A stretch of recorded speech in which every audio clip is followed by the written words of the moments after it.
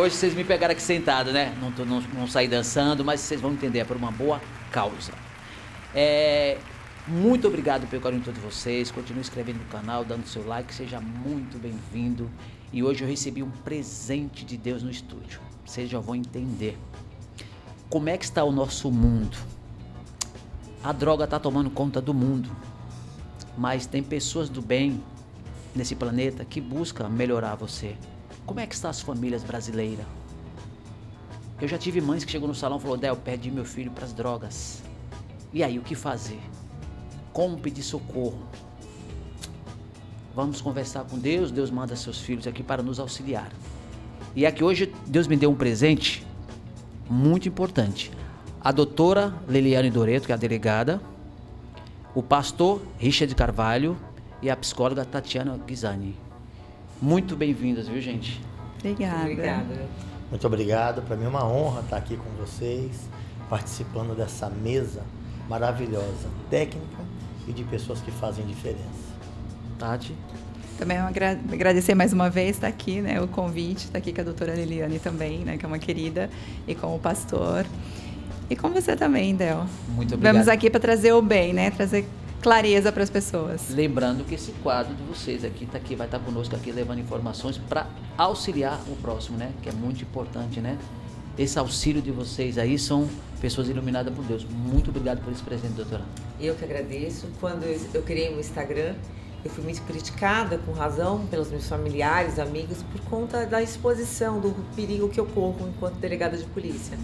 Mas tinha uma voz falando comigo, sempre Deus, dizendo que eu, na minha função pública, eu posso fazer a diferença. E aí eu escrevi o projeto de lei, que foi assim que eu os convenci em casa. E a primeira coisa que eu pensei foi nas pessoas vulneráveis em estado de drogadição.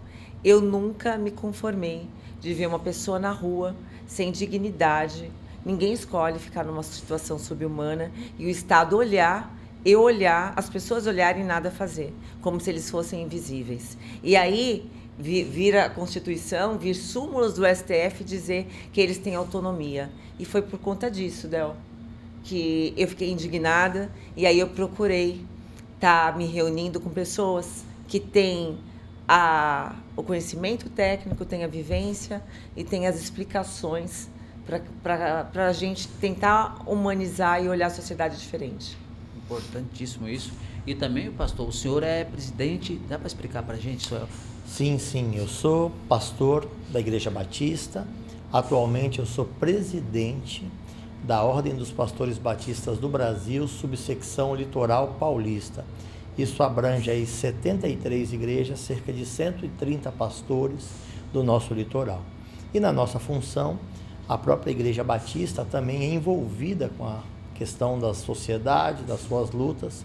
Nós não entendemos que é obrigação apenas do Estado e nós, como igreja, temos que nos envolver nas dores da nossa sociedade. Então, atuamos também através da Cristolândia. Não é uma resposta simples, não é algo fácil de se resolver, mas nós temos um Deus forte que tem nos ajudado a lidar diariamente com essas necessidades. O projeto da doutora é fascinante.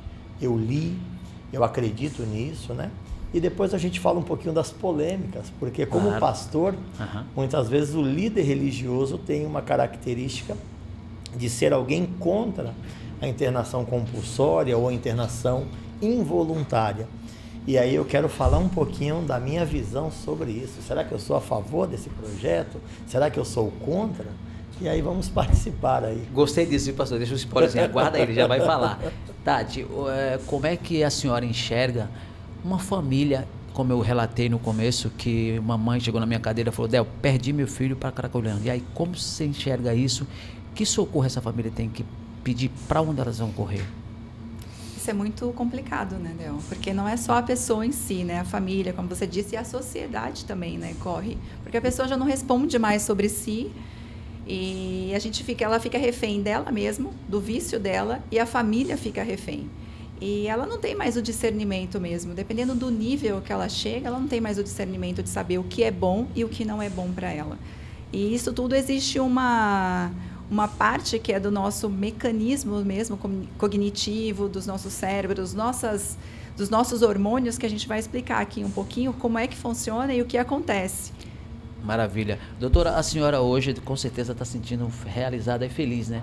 Eu estou impressionado como a senhora conseguiu unir duas pessoas espetaculares de Deus com um só objetivo de fazer algo pelo próximo. Eu estou até emocionado para conduzir hoje aqui. Deus me toma conta de mim. Como é que a senhora se sente sabendo que o seu projeto está sendo reconhecido? Como eu disse, a senhora tem uma pessoa muito importante lá em Salvador, que é a Marina, em Curitiba, que é o Celso, em Rio de Janeiro, que é a Elaine. Essas pessoas que eu falei com a senhora, que está dando continuidade lá, falando com as pessoas. Como a senhora se sente? Assim, Del, eu penso... Eu não tive filhos, então... a gente, quando não é tocado pela maternidade, parece que você não deixa nenhum legado. E aí eu tenho a minha carreira, que eu faço com muito amor. De verdade, cada caso que chega na minha delegacia é um filho para mim. E eu sempre me envolvi com questões ambientais, questões sociais mesmo, porque eu vim da periferia. E eu sei o quanto é difícil você vir da periferia. E a droga, quando eu fui para o interior, eu fiquei muito impressionada. Antes eu achava que era nos grandes centros, nas capitais. Quando eu fui para o interior, eu fiquei 8 anos no interior. Assim, estarrecedor a quantidade de pessoas que ingressam na droga e perdem a sua autonomia.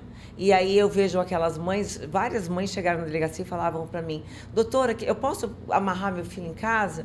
Se eu fizer isso, eu vou ser presa. E aí quando você vê uma mãe, um pai, um parente fazendo isso, você se põe no lugar. Porque você não precisa ser a mãe daquela pessoa para se compadecer com a dor do próximo, né? E aí eu comecei a pensar, falei, meu Deus, como que eu posso andar pelas ruas? Uma vez no centro da cidade, eu vi um rapaz com 2 crianças do lado, e ele convulsionando, e aqueles 2 bebezinhos, assim, 1 ano e meio, 2, do lado gritando, chorando. E as pessoas iam e vinham, ninguém parou para ajudar. Inclusive eu fiquei olhando, eu falei, gente, eu não tive nem iniciativa, sabe quando você se pega numa situação? E eu falei, como assim? Aí você vai estudar o direito? Como assim? Aquela pessoa, pelo princípio constitucional, ela não pode ter interferido a sua autonomia, a sua dignidade. Ela tem que ir e vir como quiser. Mas que autonomia é essa que ela não tem mais discernimento? Eu sou leiga em medicina. A maioria de nós todos aqui somos. Mas a gente precisa de conhecimento médico para saber que uma pessoa está em estado de drogadição, que ela é um risco para si própria e para o terceiro. Não precisamos, né? Então foi isso que me tocou. E aí, a partir disso, eu acho que Deus foi tão maravilhoso, Del, que foi colocando pessoas na minha vida. Quando eu conheci o pastor, eu falo que foi amor à primeira vista, né? A Tati do mesmo jeito, você também. E Deus vai costurando as coisas. Eu acho que é isso. Isso é prova que existe um humano no mundo, não podemos desistir. Pastor, eu queria que o senhor falasse um pouquinho, que o senhor também trouxe umas imagens importantes. O senhor deve ter vários relatos, até por causa desse projeto que uniu com a doutora. Fala um pouquinho do seu projeto para a gente. Começando pela palavra Cracolândia que você usou aqui. Você relatou que você já recebeu mães em desespero que perderam seus filhos para a Cracolândia. O nosso projeto, um deles, chamado Cristolândia, ele surge do centro de São Paulo, justamente fazendo uma questão antagônica à Cracolândia. E aí surgiu ali a Cristolândia. Esse nome foi proposital. Então, esses homens e mulheres que estão ali, crianças, para quem não sabe, a situação é muito crítica. Então, esse projeto, ele começou a partir desta percepção e nós começamos a oferecer Jesus, a escuta e uma internação com um grupo de médicos, psicólogos, uma equipe ao lado para fornecer essa libertação desse estado de necessidade química. E a partir daí, nós fomos interagindo com pessoas. Eu tenho um caso muito interessante, que se quiserem mostrar a imagem... Diogo, põe a imagem, por favor, Edu. Esse rapaz, o Robert, e a própria doutora Tati colocou aqui a questão do impacto na família. Esse é o Robert, um jovem que em 2018 ele já não tinha nenhum espaço mais com a sua família. Então, todo o seu elo familiar estava rompido por conta das drogas terem sido ali aquela que determinava as suas ações. Então, ele foi expulso de casa, já não tinha amigos e não tinha vida. E esse rapaz, a partir da decisão que ele teve, aí entra essa questão interessante, ele ainda teve uma capacidade. Um sopro, né? Um de sopro, Deus. porque ele não teve um comprometimento intelectual, como a doutora colocou, que o impedisse de tomar essas decisões. Não que ele fosse imediatamente querer, mas ele, percebendo a situação da sua mãe, o choro dos seus pais, ele falou, eu quero dar uma chance para mim. E a partir daí a gente começou um trabalho com ele, com a ajuda de Deus. Olha lá o casamento sendo celebrado. É dele? É dele. Olha, cara. Outro ser humano. Parece outra pessoa. Senhor Jesus, olha. E o Robert está aí. É um desses casos que a gente tem acompanhado. Algo que a doutora Liliane colocou muito importante, essa rede de apoio. Do mesmo jeito que os familiares perdem a confiança, quando ele começa a resgatar, essa rede de apoio é necessária. Não para controlar a pessoa, mas para apoiar. E nesse apoio, certamente você precisa ter ali um padrão de horário, querendo o bem dessa pessoa, até que de fato ela possa viver livre desses efeitos. Esse aí, ó, é o casamento que eu pude celebrar em Maceió. Olha, em Maceió, legal. Saí daqui para celebrar em Maceió e esse rapaz está aí, firme, trabalhando nos 3 eixos, né? Família, igreja e trabalho. Você não pode tirar nenhum desses elos da vida dele. Um homem sem trabalho certamente fica frágil, um homem sem família fica frágil e um homem sem relacionamento com Deus, ele certamente vai ficar frágil também. E é um trabalho totalmente voluntário? Totalmente voluntário. O senhor tem ajuda do Estado, não? Nenhuma. Então, essa sua pergunta é muito interessante. Por quê? Não somos contra ONGs nem entidades que façam projetos de apoio. Perfeito. Porém, a Cristolândia, por ter esse viés da Igreja Batista, ela conta com a destinação das próprias igrejas batistas para manterem o projeto. Mas, é como eu digo, né? Esta é uma iniciativa que tem outras várias que contribuem conosco, mas não tem nenhum apoio do Estado. Aqui em Santos, por exemplo, quando nós estruturamos, nós colocamos aqui por uma questão de atividades. Então, Santos forneceu local, Santos forneceu água, luz e custeou todos os impostos. E nós instalamos aqui em Santos com toda a atividade voluntária da própria igreja. Mas esta é a característica envolvendo a igreja na necessidade. Fantástico. Quando o senhor estiver preparando uma pessoa dessa, precisar de cabeleireiro, o senhor me fala. Olha, vamos Viu? fazer. Pode falar que a gente vai auxiliar. Podemos combinar. De todo coração. Nós temos homens e mulheres. Podemos certamente marcar um dia para fazer um corte ou para fazer treinamentos. Tudo que você quiser contribuir nesse sentido é muito bem-vindo. A gente vai sim. Doutora Tatiana, fala um negócio para mim. Como é que a senhora vê uma situação dessa? Porque eu fico sempre, não quero bater a mesma tecla, mas as pessoas estão pedindo socorro. E algumas pessoas falam assim, não tem jeito, deixa, o cara tá deitado, jogado na rua. Você olha, como a doutora acabou de falar, passou que viu as 2 crianças e o cara lá. O que fazer? Assim, a mente, nós que olhamos aquilo, como é que a gente busca socorro? O que fazer assim com a senhora como psicóloga? Tem alguma forma? Tentar ajudar, fazer o que eles estão fazendo? Eu gosto de fazer ações. Acho que a gente tem que começar a ter uma visão diferente, né? A gente o que ensina, o que a gente aprende é que é normal, é comum e está tudo certo. E nós vamos nos acomodando à situação. No caso que ele trouxe aqui, o rapaz tinha a cognição dele preservada. Então, ele foi voluntariamente, ele quis, né, sair desse processo porque ele teve um apoio multifocal. Só que muitas vezes isso não acontece. Porque quando o uso prolongado das drogas, ela mexe literalmente com a recompensa. do nosso cérebro. E ele vicia na recompensa, que é a tal dopamina, né? Que a dopamina está presente em tudo quanto é lugar. Né? Em todos os problemas que a gente causa, normalmente, é por ela. Então, por isso que a gente fala, se drogas fosse ruim, nós não usaríamos, né? As pessoas não usariam. Mas, porque ela, no momento em que você usa, ela te traz muito prazer, que a dopamina, ela traz isso, ela traz prazer e ela vicia, porque ela não é uma droga que o seu corpo libera de uma forma, você fazendo as suas coisas do dia a dia, por exemplo. Né? Por isso é tão importante a gente entender como o nosso corpo funciona, como o nosso cérebro funciona. Então, nesse vício, quando você começa a ficar viciado na dopamina e você volta para a realidade, a sensação que você tem é que você vai morrer.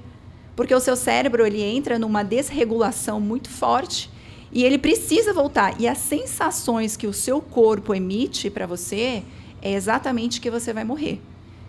Então, e você não consegue se livrar daquilo. Então, você volta a usar novamente para que você sinta aquele alívio, aquele prazer, para você não morrer.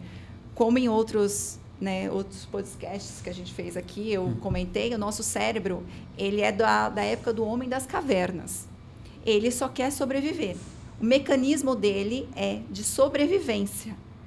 Só que ele é uma ferramenta. Então, a gente aprende o que a gente vai fazer com essa ferramenta. Ou a gente é usado por ela, quando a gente fica cego para todas essas situações e a gente vai junto com que todo mundo vai ensinando, ou a gente tem uma ferramenta e a gente treina ela a nosso favor. E quando você está nesse estado de drogadição, você não tem o discernimento, porque você está tão destrói todas as suas sinapses. E o córtex pré-frontal, que é o responsável pelo julgamento e pela consciência, ele se perde. Ele se perde literalmente. E quanto mais você usa a droga, mais você faz um caminho neural, que são as sinapses, que a gente fala que são caminhos do nosso cérebro. Então, ele fica tão enraizado que você não consegue mais sair dessa situação. E como o pastor trouxe aqui, que o rapaz ele tinha isso, de ter a cognição. Porém, o nosso cérebro ele é muito inteligente. Então, por isso que a gente precisa entender como a gente funciona. Porque existe a neuroplasticidade. E com a neuroplasticidade, a gente consegue fazer outras sinapses. Só que isso não é um processo fácil, não é um processo de um dia para o outro. É como fazer um caminho. Eu vou daqui para a academia. Aquele caminho é automático, eu sei como faz. Então, eu vou e faço ele todos os dias. Então, no automático, você já faz. Para você ir fazer um outro caminho, você vai precisar de um GPS. Mas mesmo com o GPS, você precisa prestar atenção. Então, a gente precisa voltar a nossa atenção para poder fazer novas sinapses e sair daquela situação. Por isso que o multifocal, nesse caso, é essencial, né? Uma equipe multidisciplinar, que tem um acompanhamento, porque realmente não é fácil. Porque para a pessoa que está lá no fundo do poço, ela não tem o discernimento mais de dizer, não, eu quero fazer isso ou eu não quero fazer isso. Porque ela está focada no prazer. Entendi. Doutora, se eu perguntar uma coisa para a senhora muito importante, a sua opinião, a senhora acha que o Estado tem falha? Então, Del, eu acredito numa coisa. Por exemplo, só para fazer um paralelo, as TAUBETs, que são as contravenções penais. Até 1946, o jogo no Brasil era permitido. E a economia crescia, havia cassinos, até que veio Gaspar Dutra, em 46, e disse o seguinte, não, isso atenta contra os princípios da moralidade e da legalidade. Proibiu. Nunca deixou de existir jogo ilegal. Agora, quando vieram as bets, que são jogos online, as apostas online, e aí o Estado percebeu que não estava mais arrecadando, porque, como no Brasil é ilegal, eles usavam plataformas registradas no estrangeiro, aí coloca bastante influenciador, artista, dizendo para jogar, aí o Estado começou a rever. Nossa, estão usando essas plataformas para lavar dinheiro, estão usando essas plataformas para enganar, para fraudar, para viciar pessoas, e eu também não estou arrecadando dinheiro. Eu quero participar. Então, os princípios constitucionais, a legalidade, tudo se adaptou para que o Estado também participasse, para também gerir e cuidar da questão do jogo. Veja bem, então assim, eu sempre digo, o direito é uma ciência política e social. O ser humano ele está sempre mudando, as relações vão se alterando. Nós não podemos lidar com uma lei que chama Lei de Proteção, até um nome tão grande, a 10.216, de 2001, que ela é conhecida como a Lei de Proteção e Direitos da Pessoa com Transtornos Mentais. Como que uma lei de proteção e direito de pessoas, ela não permite que o Estado vá lá e arrecade da rua aquela pessoa que está tendo um transtorno mental, colocando em risco a si próprio e a terceiro, dizendo que eu não posso, que ela tem autonomia, com base no princípio constitucional da autonomia. Porque nenhum direito e garantia nosso, Del, só que para que as pessoas entendam, eles são absolutos. Quando vivemos em sociedade, todos os direitos são relativizados diante do caso concreto. Então, a gente está vivendo uma situação mundial, veja na França agora há pouco, nos jogos que tiveram da Olimpíadas, eles tiveram que varrer todas aquelas pessoas em estado de drogadição para os cantos, para que a imprensa não visse. Olha a tamanha hipocrisia, não é só do Brasil. Perfeito. É uma questão de saúde pública. Perfeito. Na Calçada da Fama é o lugar onde tem mais pessoas em estado de drogadição. Estamos falando dos Estados Unidos. Tá? E aí, quando eu me deparo com Santos, quando eu cheguei aqui em Santos, e aí eu conheci o pastor, conheci a Audrey, que é agora a nossa vice-prefeita. E aí eu convidei para ir na delegacia, eu falei, olha, no meu segundo dia aqui no Distrito Policial, eu prendi 2 pessoas de 3 que participaram de um latrocínio. Eles, no final do ano, não sei se você recorda, num hotel aqui no centro da cidade, onde era conhecido como Cracolândia, que nós nem podemos usar esse nome. Olha o eufemismo. Você dá um nome bonito para uma situação que todo mundo sabe que é crítica. Então, não podemos falar que é Cracolândia, tá? Um lugar onde se reúne pessoas em situação de vulnerabilidade. 3 ou 4 pessoas, 3 rapazes entraram num hotel, amarraram um senhor e ele morreu ele foi morto para arrecadar fios, para eles venderem e sustentar o vício. Quando eu vi aquela situação, eu escrevi o projeto de lei. E aí eu comecei a fazer parte desse grupo de estudo, e aí eu comecei a estudar legislação. E aí eu comecei a perguntar para mim, como que uma lei que tem esse nome de proteção, como que um princípio constitucional de autonomia pode se aplicar em pessoas com esse estado? E aí, pasme, quando eu pedi a prisão desse rapaz, que ele participou desse latrocínio, porque ele matou um vigilante que estava trabalhando para furtar fios, ele já tinha sido preso 17 vezes por furto de fios. 17 vezes por furto de fios. Ele só permaneceu preso quando ele tirou a vida de um pai de família. E aí eu pensei comigo, como assim? Aí eu fui olhar aqui na legislação, no artigo 319 do Código de Processo Penal, lá tem a possibilidade de uma medida de internação diferente de prisão para casos não violentos. Aí eu fui olhar a lei antimanicomial e ela diz o seguinte, há possibilidade da internação involuntária ou da compulsória, que o pastor vai explicar a diferença dela. E no CNJ tem lá uma recomendação dizendo que os juízes podem fazer isso. Aí quando eu comecei a discutir sobre isso, o que os juízes me disseram, o Ministério Público? Doutora, tem que ter um laudo. Na hora que se faz uma prisão em flagrante, não tem um laudo. Aí eu pensei, poxa, mas a gente teve na época da Covid a lei telemedicinal. Como que se nós temos defasagem, se o Estado é carente de dinheiro para contratar psiquiatras, a gente pode sim internar essa pessoa compulsoriamente, porque aí seria um juiz, depois de um cometimento de crime, porque, Del, eu não me conformo de colocar uma pessoa em estado de drogadição numa cadeia comum. Ele vai chegar ali, ele vai ser um problema para aqueles seus colegas de cela e para si próprio. Ele não entende o caráter criminal do crime.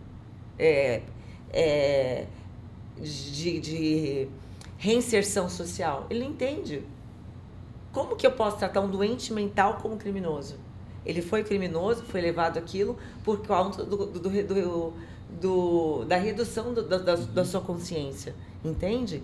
E foi baseado nisso, em outros princípios constitucionais, e aí fazendo uma interpretação sistemática da lei, como se está fazendo agora.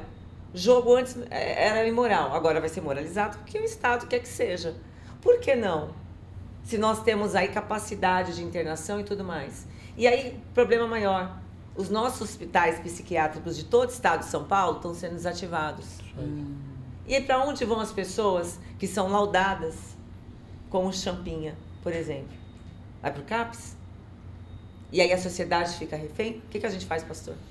Então, é exatamente essa questão que a gente precisa olhar com seriedade. A medicina, ela está aí e deve ser uma ferramenta utilizada. Se você tem hoje uma psiquiatria, se você tem um estudo neurológico, se você tem a capacidade de perceber a parte que foi defasada da cognição e da tomada de decisão, você não pode olhar para essa pessoa entendendo que o sistema penal não é adequado e você não tem uma solução. Então, nesse aspecto, a questão daqueles que querem, a igreja está aí, os projetos voluntários estão aí, a Cristolândia é um exemplo muito bom, o exemplo que nós demos do Robert, temos vários outros. Mas e os casos que, notadamente, a pessoa não tem mais a capacidade da decisão, como a doutora falou? Então, você vai deixar essa pessoa ser ali refém da sociedade? Então, nesse aspecto, nós temos que ter seriedade. Temos que ter um corpo técnico, seja através da telemedicina. O juiz pode utilizar-se de um psiquiatra que vai fazer a avaliação adequada. Tendo família, é uma internação involuntária, a família testemunha. Nós presenciamos pessoas que agrediram pais e mães, quebraram portas de casa, e a própria mãe falou: não conheço meu filho, não é esta pessoa que eu criei, não é essa pessoa que eu conhecia, meu filho nunca foi violento. Por conta desta capacidade cognitiva reduzida, essa pessoa precisa realmente dessa internação involuntária, que ninguém está dizendo que isso deva ser feito sem usar os critérios adequados, claro que não, mas também não estamos dizendo que não tenha uma solução, que isso deva ser feito vistas grossas. E o outro caso é quando o próprio poder público toma a decisão de recomendar através do laudo médico, do psiquiatra. Olha a quantidade de vezes que essa pessoa foi internada, olha a reincidência. Isso cria realmente uma descredibilidade à nossa legislação. E aí, nesse aspecto, o juiz pode, através desses recursos, do laudo de um psiquiatra, recomendar a internação compulsória. Então, isso precisa ser realmente assumido de frente. Por este motivo estou aqui, por ser um religioso, alguém que acredita na Bíblia, acredita nas leis, acredita em Deus e entende que nós não podemos fazer vistas grossas para a necessidade do ser humano. Olha, doutora, a senhora tem um link com a legislação? Queria que a senhora falasse um pouquinho disso para a gente. Você quer que eu comente cada legislação? Isso. Por exemplo, eu vou dizer o seguinte. Nós temos lá a Constituição, que diz que todo mundo tem que ter preservado seus direitos e garantias fundamentais, como a saúde, a vida, a dignidade. Então, com base na dignidade da pessoa humana. Só para vocês entenderem, a súmula do STF que diz que o Estado não pode intervir quando uma pessoa está na rua em estado de drogadição, ele diz, inclusive, o seguinte, que veda o emprego de técnicas de arquitetura hostis. Ou seja, até a arquitetura da cidade tem que ser feita de uma maneira para acolher a pessoa. Olha a inversão de valores. Não é a família, não é a igreja, não é a sociedade, é a rua que acolhe a pessoa. Então, eu acho que assim, nós estamos vivendo uma época de tantas inversões de valores, a que a gente tem que parar e repensar. Eu não estou criticando por criticar. Eu estou dizendo o seguinte, essa pessoa, no meu caso, dessa lei, eu estou falando de pessoas que estão cometendo crime. Se ela está cometendo crime, ela já é um perigo para si próprio e mais para o terceiro. Como que eu vou colocar grades em condomínio, câmeras, carro blindado para todo mundo? E a pessoa que está como um zumbi, ela permanece dessa forma, né? Aqui em Santos, quando eu vim morar aqui é um local que eu nunca vi tanto morador de rua. Nunca vi. Infelizmente. Então, outro dia na calçada, era um banheiro público. As pessoas, todos os dias que a gente está andando em Santos, os comerciantes estão limpando com cloro as calçadas. Eles fazem daquilo banheiro público, fazem de motel. É verdade. São crianças e crianças que estão sendo aí abandonadas, abortos. Então, assim, essa conduta reverbera de uma maneira tão absurda é uma conta tão exponencial que você perde assim, o controle. Aí, poxa, mas ele não pode ser abordado. Mas a população pode ser abordada, o seu celular pode ser furtado, você pode ficar sem fio, o hospital pode, a UTI ficar em risco, porque ali mexeram no sistema de fios, de telefonia e tudo mais.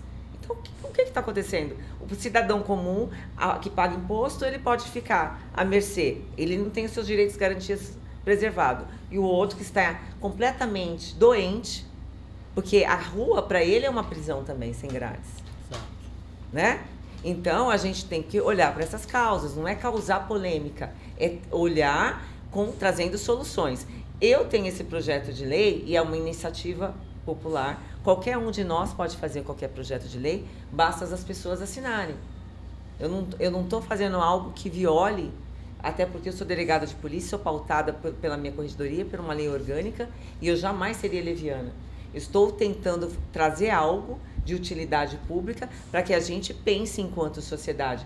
Porque eu já li sobre isso, a Tati pode dizer se é verdade, que uma pessoa que ela é cuidada durante 90 dias, ela já começa ali, se ela é medicada, se tem toda uma equipe disciplinar, ela já começa a recobrar a sua consciência. Então, ok, nós precisamos que o juiz determine isso, essa internação cautelar, pelo menos num prazo razoável, que eu não sei se é de 90 dias ou não, e ela fique num lugar adequado, para que ela possa depois tomar decisão, como foi o caso que o pastor trouxe. Até para ela entender o caráter criminoso da conduta que ele fez contra terceiro. Eu tive um caso agora, que eu não sei se foi por conta disso. Eu creio que sim. O neto arrancou o olho do avô. Ixi. Meu Deus. Tá? Eu tive um caso que o companheiro, ele bateu com um machadinho na companheira até ela morrer. Né? E sim, e são vários casos que eu posso relatar aqui. E todo mundo acompanhava aquilo. As famílias que são pobres, não tem onde levar. Clínica é caro, gente. E o Estado está aí. Dizer que o Estado brasileiro não tem dinheiro para investir em tratamento... É que a inversão de valores justifica os fatos. Então, o governo, eu acho que ele não toma uma iniciativa exatamente por isso. Porque você tem onde justificar. E tudo aquilo que você tem onde justificar, você consegue manter, né? Você não precisa se mover, não precisa fazer nada para mudar.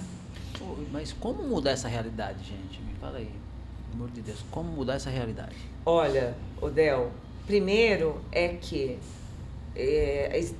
tem que existir uma legislação para tratar essas pessoas.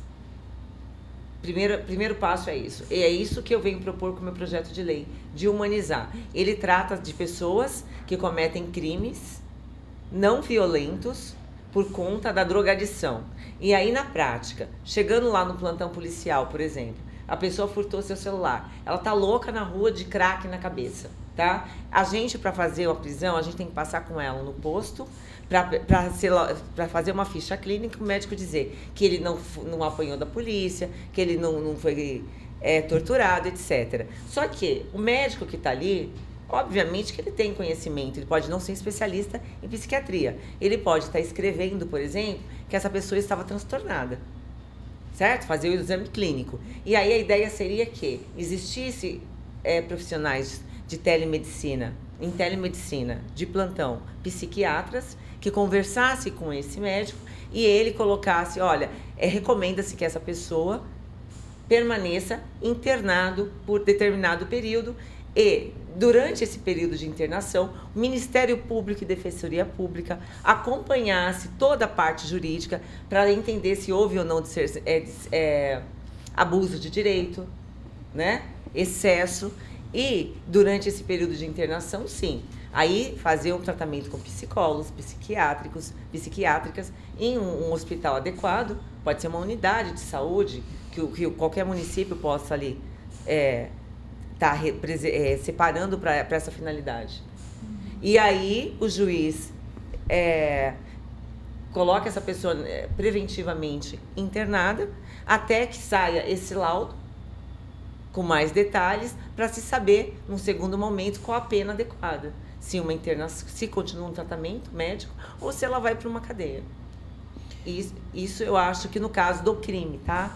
E aí, usando a sua fala, é muito interessante porque a Bíblia, em Romanos 13, ela deixa claro que, de modo que aqueles que se opõem à autoridade resistem a Deus. A própria legislação não é para temor quando se faz o que é certo, e sim quando se faz o que é errado. Então, a Bíblia, ela reconhece a legislação, Ai, que lindo. a autoridade. É muito bonito. É lindo. A Bíblia, Manda pra mim, ela é já... lindo. Romanos 13, de 1 a 5. Romanos 13. Então, a Bíblia, ela não é contra a legislação, contra o que é certo. E aqui o que nós estamos colocando é quando existe uma pessoa alterada. Ela não respeita a lei. Ela não respeita o próximo. Ela rouba. Ela tira aquilo que é do outro. A Bíblia é clara quanto a isso.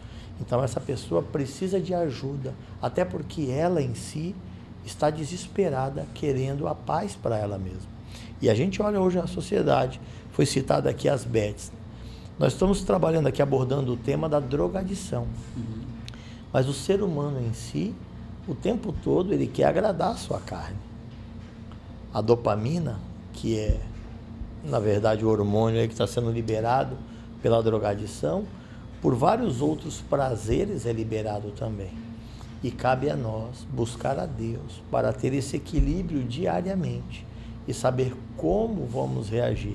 Não para sermos recompensados, mas para sermos recompensados por fazer o bem e o que é certo. E aí é um grande desafio, né? Por isso que eu sou a favor desse projeto. E eu acredito numa melhora, mesmo quando todo mundo olha e vê o caos, eu vejo Deus controlando tudo, mesmo em meio a esse caos. Olha, eu vou fazer um relato aqui sobre a doutora Liliane. Eu sou hoje também cabeleireiro dela, tá? Não é a propaganda, acaba sendo, mas é normal. Porque ela é uma cliente maravilhosa. Mas por quê? Porque eu consegui, sem que ela percebesse, as pessoas que estavam na minha cadeira, muitas pessoas não sabiam que eu conhecia ela. Antes da gente publicar vídeo, ela fazendo o cabelo, ninguém sabia. Então as pessoas faziam relatos sobre o projeto dela e eu fui fazendo anotações mental, vamos falar assim, na minha mente. E quando chegou um rapaz, o Max, foi cortar o cabelo comigo, eu comecei a falar com ele: olha, o Max, tem uma delegada aí que está fazendo um trabalho maravilhoso, eu vi uma matéria dela no Fantástico e que trabalho bacana, cara. As pessoas chegam no salão falando pra mim dela, aí eu comecei a seguir. E o Max falou pra mim assim, todas as palavras: ó, Del, você quer entrevistá-la? Eu pensei que ele ia procurar o contato, mas ele já conhecia ela. Então, na minha cadeira, ele ligou pra ela assim, pra ver se ela aceitava. E logo de pronto de mal ela aceitou o nosso convite, vim bater um papo conosco. E aí eu tive como aprofundar mais no projeto dela. Então, olha que coisa. As pessoas estavam falando pra mim sobre esse trabalho, super felizes. E de repente ela chegou até mim para poder explicar melhor. Então isso é caminho de Deus. A Tati, imagina você agora, como psicóloga, uma delegada que lida com todo tipo de elemento. Desculpa a palavra aqui, tá? Mas é a realidade. Ela deve encarar tudo quanto é desafio, porque qualquer BO chega para ela, não tem jeito. Ela precisa de uma terapia também, não precisa, tá? Fala a verdade. Não, te peguei agora, né? Com certeza. É para deixar um pouquinho leve, né, pastor? Porque tá tão grave a coisa, né, pastor? Não é verdade? A gente precisa, não né, precisa, aprender a tá? lidar assim, porque a gente se porque identifica, fico né? pensando A gente nela. tem empatia, né? Pessoas que têm empatia se colocam no lugar do outro e às vezes você acaba levando para casa, né? Exatamente. Até eu atendendo, muitas vezes eu levo para casa. A pessoa acha assim: tá ali, se atendeu, acabou. Não, não acabou. A gente leva para casa, a gente estuda, a gente se põe no lugar para tentar ver e entender qual o melhor caminho que a gente vai levar ao paciente, né? Mas aqui, dando um gancho com o que o pastor Richard falou aqui, que é muito importante também a gente começar lá de trás, ensinar as crianças sobre emoções. Legal. Eu bato nessa tecla, porque é muito importante, porque a gente só fala aí lá na escola e falar: as drogas fazem mal, as drogas, mas por que faz mal? Ah, faz mal porque olha como é que você fica. Não, você tem que entender sim que as drogas, ela vai liberar esse prazer, mas e a consequência disso? O que é que isso traz? Não é só, porque senão a gente vai ficar enxugando gelo, a gente precisa ir lá na fonte, a gente tem que sim dar um jeito, organizar essa bagunça toda que tá, mas a gente precisa ir na fonte, a gente precisa ensinar as crianças sobre as emoções, Porque, sim, quem está nesse estágio de drogadição, eles não têm mais consciência, eles agem através da emoção. Então, tudo que eles sentem, eles fazem. Então, seja raiva, seja ódio, não importa se é pai, se é mãe, se é filho, se ele ama ou se ele não ama. Nesse momento, ele não tem mais noção do que está fazendo. Ele está simplesmente agindo por emoção, mais nada. Como eu disse, aquele córtex pré-frontal, que é o que traz o julgamento, o discernimento do certo e errado, ele não está mais funcionando.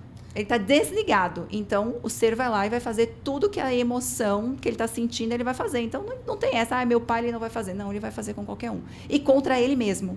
Como a gente já viu muitos casos de pessoas famosas, recentemente, inclusive, que se jogaram do prédio, né? Não tem noção, não tem mais noção nem do perigo. Ele está literalmente sendo usado pelas próprias emoções. Eles não têm. Por isso que é muito importante a gente parar de enxugar gelo. Nas escolas, uma outra lei aí, doutora. Não, mas você sabe que eu... Temos que ensinar o que são as emoções, o que as emoções fazem. Causam, né? Mas eles causam. E que nós podemos usar as emoções a nosso favor. Exato. E trazer a dopamina, porque é natural do nosso corpo produzir e liberar. Mas a gente tem que aprender a fazer isso de uma forma a nosso favor, saudável, não contra nós.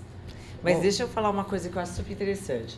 Toda vez que me convidam para dar palestra na escola, para falar, eu tenho os meus 3 sobrinhos. O que a senhora acha da droga? Eu acho a droga maravilhoso. Porque se droga não fosse muito legal, ela não seria proibida, ela não seria ilegal, e as pessoas não deixavam a tua própria família, a sua própria dignidade para usar droga. Uhum. Então, droga é muito legal. Dizer, a droga, é só falar o que a Tati falou, droga faz mal. Não. A droga é muito legal, causa reações muito intensas. Para você ter uma ideia, eu fazendo um curso na Cadepol, na Academia de Polícia, um professor dando aula pra gente, a primeira pipada do crack leva o ser humano a sentir 900 orgasmos. Sabe quando você vai sentir isso? O quê? 900 orgasmos. Não, primeira pipada. É essa reação que causa no seu cérebro. Senhor Jesus. Você acha que ela vai largar disso? E olha que interessante. Ela faz isso na primeira vez e nunca mais ela vai sentir o mesmo índice de prazer. E aí, naturalmente, a pessoa usa, buscando aquela primeira sensação. Isso, vai causando resistência, e ele como vai se tudo, acabando. Né? Como remédio, a gente toma um remédio, aquela quantidade você toma direto, ela perde o efeito. A droga faz exatamente isso. Eu queria aproveitar o gancho que a senhora falou das palestras. Quando eu ia falar, a senhora falou, que coisa de Deus aqui. Não tem uma forma, gente, pelo amor de Deus, me ajude, aí tá fora de roteiro aqui. Não tem uma forma de dar palestra para os professores que preparam essas crianças? Chegar na Audrey, você já me entrevistou na época da tribuna. A Audrey me conhece. Chega na Audrey, a vice-prefeita, chega no Rogério. O que fazer para a gente para dar uma palestra para as professoras, para abordar o que ela acabou de falar? O que a doutora Tatiana falou é muito importante. Preparar essas crianças na escola, meu Deus. Mas, Del, sabe o que acontece? O que está acontecendo na sociedade? Tudo é feio, nada pode ser falado. As professoras, minha mãe é professora. As professoras morrem de medo. Porque os alunos apontam o dedo na cara da professora. Perdeu-se a noção de hierarquia, de disciplina, de liderança. Por exemplo, teve uma época que o meu sobrinho, ele perdeu o cachorrinho. Aí alguém disse, não, ele não pode saber, senão ele vai sofrer. Eu falei, como? Ele tem que se acostumar que a vida é assim mesmo. Ah, mas ele só tem 3 anos, não precisa passar por isso. Precisa. É óbvio que eu não vou pegar o cadáver lá do cachorro e jogar na cara do menino de 3 anos. Mas eu preciso conversar com ele, precisa fazer o ritual, enterrar, ele precisa chorar. Ele precisa saber que decepção faz parte da vida. Nós vivemos numa sociedade que não quer se frustrar. E atualmente, essa questão da inteligência das emoções é necessário. Fazendo um breve parênteses aqui na câmera 2, não é isso? Quero mandar um abraço para a nossa vice-prefeita, Audrey Cleis, está representando o prefeito hoje em Brasília, e é alguém que realmente atuante, fã da doutora Liliane, e sabemos aí o quanto realmente essas demandas de educação, tanto a questão da inteligência emocional e de se ouvir as crianças é importante. Então, vou levar essa sugestão para ela. Pode anotar, viu? Isso é importante. Vou levar essa sugestão para ela. Eu queria também que o senhor fizesse um relato aqui da sua experiência. Eu queria que o senhor explicasse como é que funciona esse projeto do senhor aí, referente usuários de droga? Como é que é feito esse resgate? Então, perfeito. A primeira coisa que a gente trabalha é a questão da voluntariedade. Então, hoje, qualquer igreja batista, ela é um canal, uma porta de entrada. Até porque a Cristolândia não é considerada uma clínica de recuperação, e sim uma missão da igreja. Então, ela tem esse viés, ela tem ali toda uma equipe multiprofissional, existe todo um trabalho. Então, quem deseja, procura a igreja, vai fazer os exames e, justamente para preservar quem está, nesse aspecto a Cristolândia é muito regrada, essa pessoa fica separada na triagem por 12 dias, até para ela se adaptar, para observar se não tem nenhum tipo de enfermidade, para não contaminar ninguém. Então ela tem esse período aí de quarentena, digamos assim, e a partir da decisão da pessoa de buscar ajuda, a igreja faz esses exames e, tendo vaga, o recepciona voluntariamente e gratuitamente. Qual que é o critério? O que eles usam como a questão prática laboral? Então, existe todo um trabalho na casa, algumas delas têm a questão do próprio cuidado em si, eles aprendem a fazer pão, artesanato, atividades. Quem não terminou o seu 2º grau, eles voltam a estudar, tem todo um incentivo. E também na prática laboral, algumas unidades têm ali também a questão de você plantar, trabalhar no cultivo próprio, né? E essas pessoas em si, elas vão utilizar o tempo para falar. Algo que a doutora colocou aqui. A Bíblia diz que a gente precisa falar não para ser perdoado, porque Deus já perdoa. A partir da data que você reconhece Deus, mas você precisa falar para ser curado. Quando você fala, você coloca para fora também a tua realidade e Deus vai te transformando. Então, essa prática da escuta, ela é muito importante no nosso processo. E você falando, você também se escuta na própria fala. Então, esta é uma das características também da Cristolândia. Então, geralmente você fica 6 meses na fase 1 e depois você vai para a fase 2, que é onde você começa uma reinserção social. Temos várias unidades, somos 42 unidades em 9 estados. Brasil todo. E nessas 42 unidades, várias delas você tem, nessa segunda fase, vários cursos. Então, frentistas, vários cursos parceiros, aonde isso vai ser utilizado para te reinserir na sociedade. E, geralmente, aonde você mora, tem uma igreja. E essa igreja vai ser ali um vínculo na sociedade para ajudar você a manter-se próximo de Deus. Que trabalho. Esta é a característica do tripé, né? Agora, Richard, uma pergunta. Com essa minha ideia de reinterpretação da lei, uma internação que seja compulsória, ela abreviaria, ela resgataria muito mais gente, muito mais rápido, não, mesmo sem a vontade da pessoa? Não tenha dúvida. E aí o que acontece? Nesse aspecto, a gente só precisa separar a gravidade de cada intelectualidade, digamos assim. Aquele que está fora de si e volta a recuperar-se depois desse período de desintoxicação e consegue reaver a sua vida, e aquele que realmente tem ali uma sequela ou já tinha algum problema mental e não consegue, de alguma forma, entender a realidade.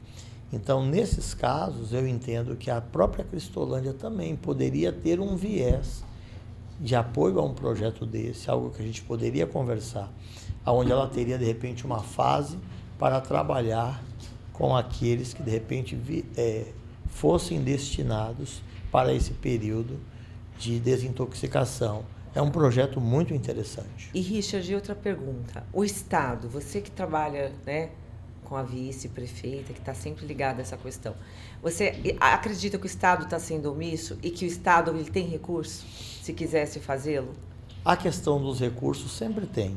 Eu acredito que hoje o que a gente precisa trabalhar de fato é nesse convencimento. Prioridades. Prioridades. Algo que o Del colocou, que eu entendo que é a maior dificuldade, quando você tem hoje um programa de governo ou alguma plataforma que você vá utilizar de modo generalista, você precisa ter o convencimento daqueles que estão do outro lado. Então, ninguém pode ser obrigado nem a ser internado, e quem está na plataforma da escola também não pode ser obrigado a querer levar a sério, por exemplo, uma questão da educação das emoções. Isso é algo que precisa haver esse conhecimento e esse convencimento de que aquilo é importante. Então, acredito que esse trabalho é pedagógico, é um trabalho de conscientização, é você mostrar que realmente isso é importante e fazer um convencimento. Acho que esse programa ele é um pontapé inicial muito bom por, primeiro, discutir uma proposta de legislação importante, reconhecer aqui uma parte técnica real e considerar uma opinião de alguém que está do outro lado tentando colaborar no viés religioso. Então, particularmente, eu me considero muito feliz de estar aqui nessa tarde. Fazer uma pergunta. Normalmente essas pessoas, né, elas têm... Qual é o gatilho que você mais ouve que levam as pessoas a usarem as drogas? Olha, muito interessante. Eu vou te falar algo aqui que você vai ficar muito, talvez, assustada. Mas é a capacidade de serem aceitas. A maioria das pessoas, elas querem ser aceitas. Então, hoje saiu uma matéria de uma jogadora de vôlei, muito conhecida, foi fazer uma surpresa para o namorado. Vi. Você chegou a ver? Vi. E eu comentei assim com a minha esposa, né? Ela utilizou-se da internet para expor suas emoções. Uma jogadora de sucesso, vencedora, campeã. Ela viajou horas e foi fazer uma surpresa para o namorado. E ele estava numa situação de traição. E ela ficou assim, em pânico. E ela entrou ali ao vivo e colocou as suas emoções para fora. Essa decepção, não estou dizendo que ela vai fazer nada de errado, mas dentro da nossa percepção, a vontade de você ter um relacionamento verdadeiro, pessoas verdadeiras, de você saber lidar com as frustrações, tudo isso são gatilhos que muitas vezes a pessoa tenta fugir da dor, mascarando a sua realidade, tentando tomar uma pílula da verdade, da paz, e não existe. Por isso é muito importante, né? A gente saber quem nós somos. Exato. Por isso que eu bato muito nessa tecla. Em outros podcasts eu falei muito sobre isso. Quem você é, porque a gente só sabe quem é, ou só sabemos quem somos, quando nos comparamos com o outro. Mas nós somos seres, embora a gente tenha, né, as mesmas questões, mas somos seres individuais, sentimos de formas individuais. Não dá para medir. Às vezes você cortou um dedinho ali, aquilo ali é um negocinho pequeno. Mas para uma outra pessoa, aquilo é muito grande. Por isso que a gente precisa entender as emoções. E que somos, sim, seres no coletivo, mas também somos seres individuais. E a gente precisa saber quem nós somos sem se comparar com o outro. Porque todos nós temos valores e nós somos que nem um quebra-cabeça. Se a gente parar, analisar, todos nós encaixamos uma peça na outra. Só que está tudo tão bagunçado que a gente não consegue encaixar esse quebra-cabeça. E é por isso que a gente vive da forma que a gente vive, né? Tantos conflitos, né? Tantas dores. Mas se a gente conseguir encaixar essas pecinhas, nossa, tipo, o mundo viraria um paraíso. E olha, Adel, só nesse gatilho, a doutora, ela é uma mulher de sucesso, a história dela, todo o trabalho, mas ela está procurando encontrar soluções, não pelo que ela vive de fato, mas pelo que ela percebe. Então ela conseguiu perceber a dor do outro, ela conseguiu perceber a dificuldade que o trabalho dela tem tido na reincidência de pessoas como esse rapaz 17 vezes. E isso mostra o desespero dele, porque ele também está sofrendo. Está pedindo socorro. Está pedindo socorro. É. E aí a doutora falou algo interessante, né? Ela falou assim, ó, quando nós nos comparamos com o outro, às vezes nós fazemos juízos de valor. E eu falo algo muito interessante. A Bíblia fala de Isaías. Quando ele está olhando um para o outro, ele começa, em um determinado momento da vida dele, ele fala, eu sou melhor do que o Del, eu sou melhor do que a doutora Liliane, uma fase do profeta. Mas de repente ele olha para Deus, e aí ele muda. E ele fala, opa, aqui está a minha referência. Pelo poder dele, pela capacidade dele, ninguém é melhor do que o outro. Todos nós precisamos primeiramente de Deus e todos nós precisamos um do outro. Então, ouvir com empatia é uma capacidade que só Deus dá e esse projeto é isso. Uma mulher de visão técnica, bem-sucedida, que olha com empatia para a dor do outro. Todos nós temos a centelha divina, né? Todos nós temos a centelha divina. Quando não souber onde ir, a vida está te dando a oportunidade de você ir de encontro com você mesmo. Olha, eu vou falar uma coisa para vocês três agora. Até tirar o zóio, como diz o outro. O tempo, nós estamos chegando aqui ao final, mas está tão gostoso o nosso papo abençoado que a gente não vê o tempo passar. Sim. Estamos chegando ao final aqui de um diálogo muito importante que vocês vão voltar de novo, pelo amor de Deus, viu, gente? Vai ter que voltar aqui porque a gente tem que dar continuidade. O mundo precisa de pessoas com essa mente, com esses olhares, com esses pensamentos e unir vocês três, para mim, eu vou repetir que foi um presente de Deus. Uma coisa importante que ela falou, às vezes hoje a pessoa está preocupada muito com o outro. E quando você disse, doutora, que a pessoa não se olha, não se conhece, é verdade. A pessoa está preocupada com o vestido dela, com o tipo de meu cabelo, que religião é a dele, não está preocupado com Deus, que é o principal. Deus, me ajude. Que caminho eu tenho que seguir? Por que eu tenho que ficar preocupado com o meu vizinho? Por que ele comprou aquele carro? Por que ele está tão bem? Gente, todos podem, mas às vezes você ocupa o seu tempo preocupando com a vida do outro. Não é isso, pastor? Não tenha dúvida, isso é a capacidade do ser humano de olhar para o outro. Aquela frase, né? A grama do vizinho sempre é mais verdinha. Isso é a maior mentira. E no Instagram, realmente, a pessoa pode estar chorando, ela faz assim, ó. Não Depois ela volta e continua o seu. Gostei do Paulo. E vale lembrar que essa comparação não tem nada a ver com status social, com estética física, não tem nada a ver com isso. Não tem nada a ver. Exato. É algo que é muito ensinado e muito intrínseco, né? Que a gente faz isso o tempo inteiro de se comparar. Se julgar. Eu só penso assim, a gente tem que parar de olhar e ouvir o que as outras pessoas falam com predisposição, sabe? Com pré-indisposição. Com julgamento. Tira o julgamento. Esse negócio de estar polarizado, né? Tudo é direita, extrema esquerda, isso é tão chato. Todo mundo pode trazer algo de importante, né? Por exemplo, na minha condição de delegada, eu sou uma pessoa responsável. É óbvio que eu uso lá minha rede social, porque hoje um profissional que não usa uma rede social, ele fica defasado. Eu sou uma funcionária pública, eu tenho que dar satisfação para o público do que eu faço. Porque como que alguém vai ter empatia pela polícia se não sabe quem é a polícia? Que só pensa na polícia na época da ditadura que batia em todo mundo, tá? Que prendia todo mundo, que tortura, que é corrupta. Eu tenho que trazer para a realidade o que é cada um de nós dentro da sua respectiva área. Então, assim, antes de criticar, mas esse projeto não dá. Você leu? Você viu a lei? Não dá? Então, o que podemos fazer para dar? Qual que é a dificuldade? Vamos fazer dar certo. Vamos olhar para aquele que está ali jogado na rua como nosso irmão.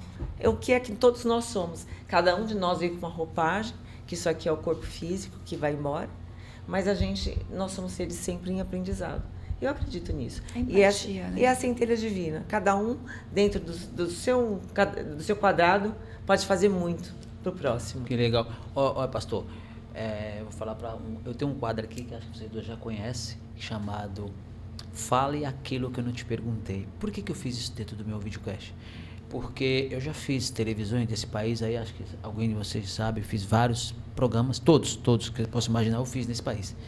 E às vezes tinha uma coisinha que eu queria falar, acabou o programa, eu não falei. Então eu queria que cada um, eu pedi por gentileza, eu queria ficar muito mais tempo com vocês, mas nosso tempo está chegando ao final, sabe como é que é? Tudo é tempo, felizmente. Tá tão gostoso que eu não vi o tempo passar, viu, doutora? Eu também não. Mas queria que cada um de vocês falasse algo que tem algo que o senhor acharia importante falar, que eu não perguntei, que eu tô conversando, que nosso papo foi tão fluindo que foi abençoado. Só tem isso para falar. Começa por mim? Sim, você. Geralmente eu ia falar para começar pelas Então, mulheres. então, eu sou cavalheiro, começa- né? eu Eu sou cavalheiro. né? Mas eu falo, estou preparado. Vem preparado? Tô preparado. Peguei de surpresa agora, tá vendo? Olhando para a câmera 2, eu quero dizer que para mim foi uma honra estar aqui com vocês. E mesmo quando a gente olha para os desafios da sociedade, a gente pode saber que existe um Deus amoroso que está preocupado com cada um de nós. A Bíblia diz em Mateus 11:28, vinde a mim todos os que estão cansados e sobrecarregados, e eu vos aliviarei. Esse é o convite do Senhor. Esse programa que está sendo feito aqui traz uma iniciativa para refletir sobre a nossa legislação e sobre uma dificuldade que a gente tem vivido em relação à drogadição. Então, Deus certamente se importa com você. Ótima tarde, Deus abençoe. Opa, obrigado, doutor. Tati? Eu só quero agradecer mais uma vez por estar aqui, né? E achei que nada é por acaso, né? O universo conspira a favor. E é muito bom aqui poder ajudar as pessoas. E eu vou repetir até a frase que eu falei aqui: quando você não souber para onde ir, vá de encontro com o seu centro. Porque as respostas estão sempre aqui dentro. A gente parar de fugir, né? Porque tudo que a gente procura fora é uma fuga, é uma fuga. A gente precisa aprender a olhar para a gente. E quando olhar para fora, vamos olhar as coisas boas, né? Vamos olhar as coisas boas, porque tem tanta coisa boa. Isso aqui é uma união boa, né? A união do bem. Tem sempre um anjo do nosso lado. Só que a gente não quer enxergar, a gente prefere olhar para o outro, né? Para poder justificar as coisas que acontecem. Mas vamos olhar para o lado bom, e que eu tenho certeza que a vida ela se encaminha do restante, como encaminhou a gente aqui para esse encontro. E o que é muito importante é que você tem um quadro aqui com a doutora Eliane no Lorde Show, que Sim. é sucesso. Já tá todo mundo pedindo para vocês virem, né? Qual o nome? Lembra do nome do quadro? Deixa eu ver se eu peguei ela agora. Tanto, né, Tati? A gente até esqueceu, mas Pois você é, lembra. mas é o encontro da psicologia, né? Com a mente. Com a mente, né? E a parte da É criminalidade. Será que é a mente que faz cometer o crime ou o crime? Quando a psicologia encontra o crime ou o crime encontra a psicologia. Isso. Algo do tipo, mas a gente isso ainda mesmo, vai deixa ela decorar. Sabe o nome disso? né? É o paradoxo da criminalidade. Exatamente. Aí, Já deu nome. Agora, o É recado. isso aí. Tá vendo? Já deu o nome. Vai, doutor. Antes de você dar seu recado, deixa eu mandar um recadinho, porque Claro. tá dando ibope, já me falaram que tá dando audiência. Vou mandar um recado pra minha querida Natália Gomes, que é ela que faz minha unha, sabe, né? Natália, A pessoalmente, nossa. é minha nossa manicure. Natália Gomes, ela atende na Avenida Ana Costa, 484, telefone 13981-444675. Ela faz minhas unhas da galera aqui do Lorde Show. E um abração pra galera da Ótica Tua Visão, é onde eu uso meus óculos, hein? Beijo. Doutor, agora faça aí aquela pergunta que a senhora não falou. Bom, olhando aqui para a câmera 2, que é a minha, né? Eu quero dizer para as pessoas que a polícia, ela veio para fazer aquele serviço que a sociedade tanto necessita. Então, eu costumo dizer que nós somos os anjos com as asas sujas de sangue.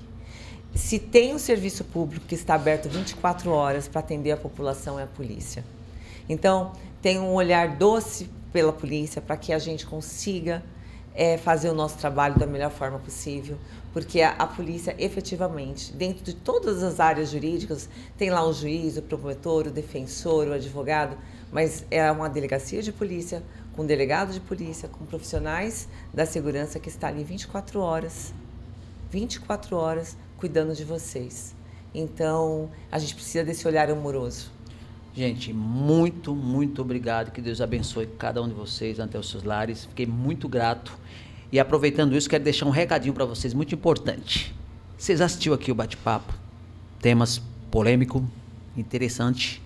Deixa seu comentário. Eu preciso que você compartilhe esse vídeo. Comentem. Sua crítica. Assina abaixo. Faz. Eu quero a opinião de vocês. Del, eu ouvi isso, eu gostei disso. O pastor trouxe aqui um projeto maravilhoso que associou com o projeto da doutora Liliane, que é projeto do bem. O mundo precisa de pessoas assim. Quero deixar meu beijo para vocês e compartilhe esse vídeo. Continue escrevendo no Lorde Show. Muito obrigado, que Deus abençoe.